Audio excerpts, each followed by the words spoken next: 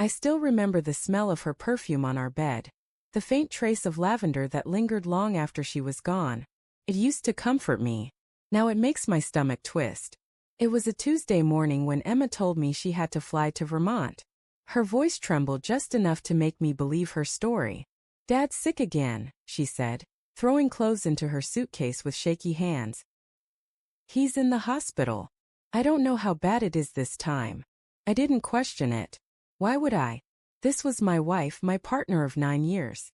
The woman who held me through my mother's funeral, who stayed up with me when I lost my job, who promised me that nothing would ever break us.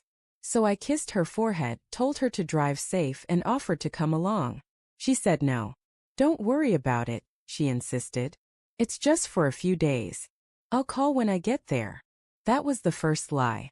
At first, I didn't notice anything strange. Emma texted me that evening. "Landed safe. Heading to the hospital. Love you." Then again the next morning. "Dad's doing a bit better today. I'll keep you updated." Everything seemed normal, until I called her father myself. "Hey Tom," I said over the phone, smiling out of habit. "Just wanted to check in. How are you feeling?" There was a pause. A confused pause. "I'm fine, son," he replied. "Why do you ask?" I froze. "Emma said you were sick. That you were in the hospital." Tom chuckled, though it wasn't a laugh. It was the kind of bewildered sound someone makes when they're trying to figure out what's going on. "Hospital? No. I haven't been to the hospital in months." The phone slipped in my hand. My pulse began to race. "Wait, are you sure she didn't come visit?" He hesitated now. "I haven't seen Emma in weeks." The world tilted beneath me. That night I didn't sleep. I replayed every detail from the past week. Her sudden distance, her phone always on silent, the nervous glance she gave me when she packed. I told myself there had to be another explanation. Maybe she didn't want to worry me. Maybe she was helping someone else. Maybe. No. Something inside me snapped. The next morning I did something I never thought I'd do. I called a private investigator. His name was Jeff. Gray beard, worn leather jacket, the kind of man who'd seen too many broken hearts. "Tell me everything," he said. So I did. Every text, every call, every gut feeling. He scribbled notes, then looked up. "You said she claimed she was in Vermont?" "Yes." He nodded. "I'll find out where she really is." I felt sick even hearing those words. But a part of me already knew, I just needed proof. 3 days later, Jeff called me back. "I've got something," he said. I met him in a coffee shop downtown. He slid an envelope across the table, thick, heavy, like it contained the weight of the truth itself. Inside were photos. Emma standing under palm trees, laughing. A man beside her.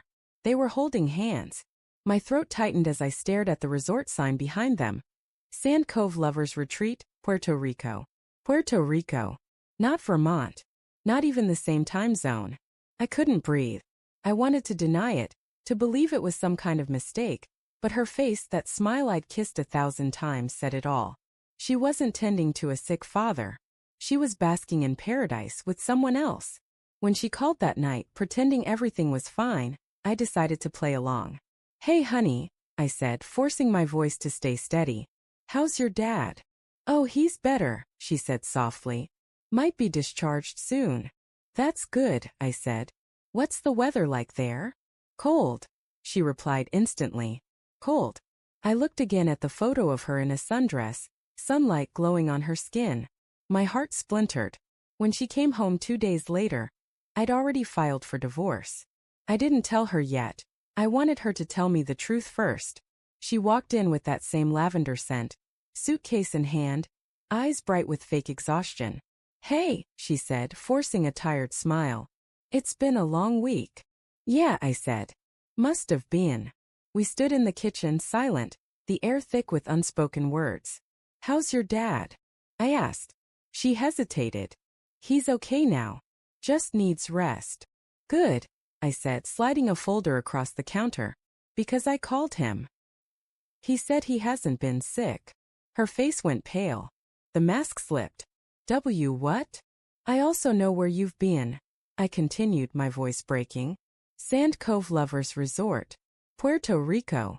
She froze, every lie unraveling in her eyes. Tom wasn't sick. You weren't even in the country. So who is he, Emma? Tears welled up instantly. Please, Michael, let me explain. Explain what? I snapped. That you lied? That you left me thinking your father was dying, so you could sleep with someone else. She tried to reach for me, but I stepped back. Don't, I said. Don't you dare touch me. That night I didn't yell. I didn't throw anything.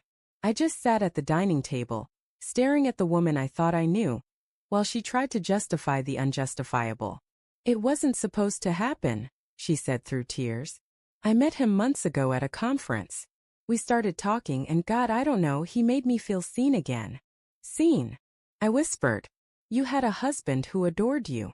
I know, she cried. But somewhere along the way we stopped being us. I didn't mean for it to go this far. I shook my head. You didn't mean for it, but you booked a resort. You lied about your father. You planned it. Her silence was answer enough. The next morning I left early. I couldn't stay in that house anymore. Every corner felt poisoned, with her laughter, her lies, her ghost. For weeks I went through the motions, work, sleep, repeat, trying to pretend I was fine. But every time my phone buzzed, my chest tightened. Every time I saw a woman with long brown hair, my heart stumbled. It's strange how betrayal doesn't just end when the truth comes out. It lingers like a bruise that refuses to fade. She texted a few times begging to talk. I ignored her. Then one evening she showed up at my doorstep. She looked thinner. Hello. Michael, please, she said. Just listen. I didn't want to, but I let her in. I ended it with him, she said immediately. It was a mistake. I don't even recognize who I was. You think that changes anything? I asked quietly. No, she whispered. But I need you to know that I never stopped loving you. I laughed bitterly. You loved me while you were in bed with someone else? Her eyes filled again.